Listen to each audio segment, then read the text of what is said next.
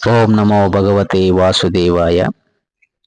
భగవద్గీత 4వ అధ్యాయం దివ్య జ్ఞానము 18వ శ్లోకం నుండి కర్మణ్య కర్మయః పశ్యేద కర్మణి చ కర్మయః స బుద్ధిమాన్ మనుష్యేషు స యుక్తః కృత్స్న కర్మకృత్. కర్మలో అకర్మను మరియు అకర్మలో కర్మను చూచువాడు మానవులలో బుద్ధిమంతుడు. అతడు వివిధ రకముల సమస్త కర్మలలో నెలకొనినను ఆధ్యాత్మిక స్థితిలో ఉన్నట్టివాడే అగును. కృష్ణ చైతన్యంలో కర్మ చేయు వ్యక్తి సహజముగానే కర్మ బంధములన్నింటి నుండి విముక్తుడై ఉంటాడు. అతని కర్మలన్నీ శ్రీకృష్ణుని ప్రీతి కొరకై చేయబడును. కనుకనే అతడు కర్మ ప్రభావముచే సుఖ దుఃఖములకు గురికాడు. దానితో అతడు శ్రీకృష్ణుని కొరకై అన్ని రకముల కర్మలలో నెలకొనినను మానవులలో అత్యంత బుద్ధిమంతుడుగా పరిగణించబడును. అకర్మ అనగా ఫలరహితమైన కర్మ. ఆత్మానుభూతి మార్గములో కర్మ ఫలములు ఆటంకములు కాకూడదని భావించి నిరాకారవాదులు భయంతో కామ్య కర్మల నుండి విరమించుదురు. కానీ సాకారవాది దేవాది దేవుని నిత్యదాసునిగా తన స్థితిని చక్కగా ఎరుగును. కనుకనే అతడు కృష్ణ చైతన్య కార్యకలాపములలో నెలకొనను. ప్రతిదీ శ్రీకృష్ణుని కొరకే చేయబడుట చేత అతడు తన సేవా కార్యములో పరమానందమును అనుభవించును. ఈ విధానములో నెలకొను వారు నిష్కామములుగా తెలియబడుదురు. శ్రీకృష్ణుని పట్ల గల నిత్య దాసత్వ భావన మానవుని అన్ని రకముల కర్మ ఫలముల నుండి విముక్తిని చేయగలదు. యస్య సర్వే సమారంభః కామ సంకల్ప వర్జితాః జ్ఞానాగ్ని దగ్ధ కర్మాణం తమహోం పండితం బుధః. ఎవరి ప్రతికర్మ ఇంద్రియ భోగ వాంఛరహితముగా ఉండునో అతడే పూర్ణ జ్ఞానమును కలిగినట్టివాడు. ఋషులచే అతడు పరిపూర్ణ జ్ఞానాగ్నిచే కర్మ ఫలములన్నీ దహింపబడిన కర్తగా చెప్పబడెను. కృష్ణ చైతన్యవంతుని కార్యకలాపములను పరిపూర్ణ జ్ఞానవంతుడే అవగాహన చేసుకోగలుగును.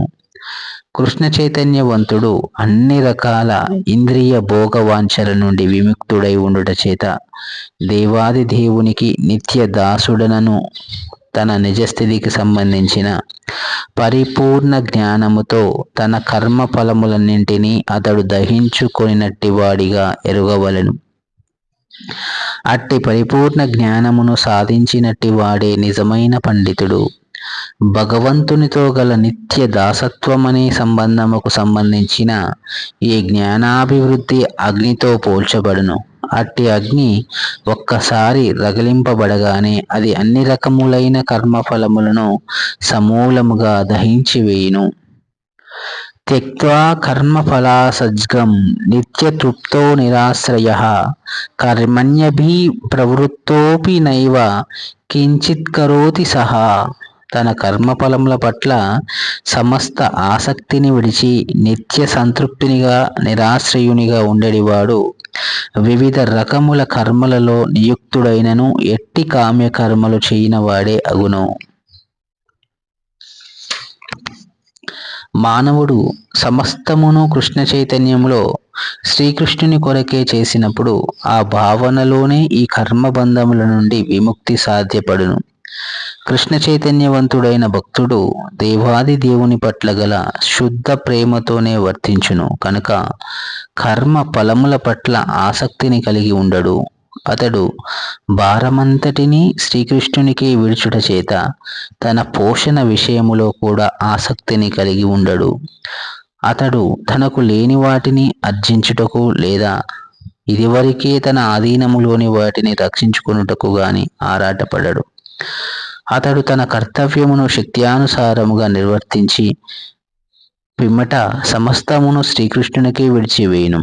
అట్టి అనాసక్తుడైన భక్తుడు కర్మ చేయునట్లుగా పాపపుణ్య ఫలముల నుండి ఎల్లప్పుడూ విముక్తుడై ఉండును.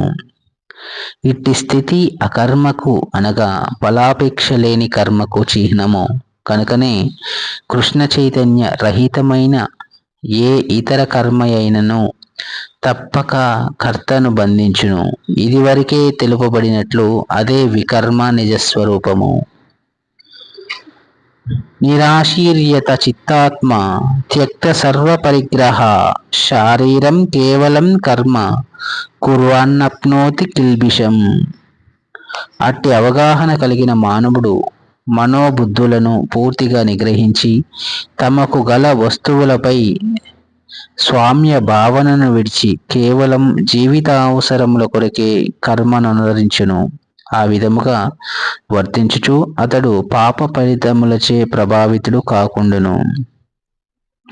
కృష్ణ చైతన్యవంతుడు తన కర్మలకు పాప పుణ్య ఫలములను వాంఛింపడు. అతని మనోబుద్ధులు పూర్తిగా నియంత్రించబడి ఉండును. జీవుడు భగవంతుని అంశ అయినందున సంపూర్ణము యొక్క అంశగా తాను నిర్వర్తించిన కార్యము నిజానికి తాను నిర్వర్తించలేదని, ఆ కార్యము తన ద్వారా భగవంతుని చేత నిర్వర్తించబడినని ఎరుగును. దేహములోని హస్తము స్వతంత్రముగా తన కొరకు తానుగా కదలక అవసరము కొరకు దేహ యత్నము చేతనే అది కదులును. అదేవిధంగా కృష్ణ చైతన్యవంతుడు తన తృప్తిని వాంఛింపనందున పరమ పురుషుని సంకల్పముని ఎల్లప్పుడూ నెరవేర్చుతుండును. అట్టి భక్తుడు సరిగ్గా ఒక యంత్రములోని భాగము వలె వర్తించును. యంత్ర భాగము చక్కగా పనిచేయవలెననినా దానికి శుభ్రపరచుట, తైలాదులకు వంటి వాటి అవసరమైనట్లే కృష్ణ చైతన్యవంతుడు భగవంతుని దివ్యమైన భక్తియుక్త సేవ కార్యములో నెలకొనుటకు కావలసిన కర్మను మాత్రమే చేసి దేహమును పోషించుకొనును. కనుకనే అతడు తన కర్మఫలములన్నింటికి అతీతుడై ఉంటాడు. ఒక యజమాని ఆధీనములోని పశువుకు వలె అతడు తన దేహముపై ఎట్టి అధికారమును కలిగి ఉండడు.